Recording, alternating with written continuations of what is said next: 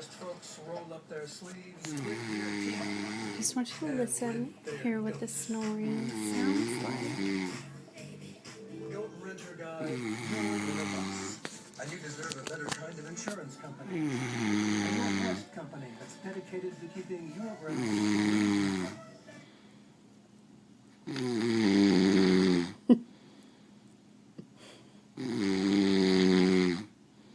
Good night.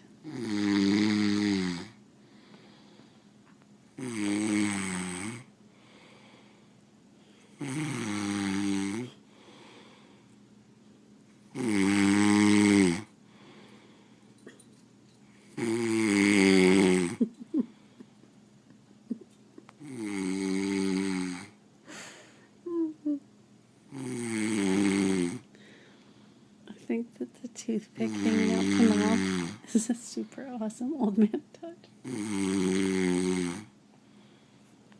Hey.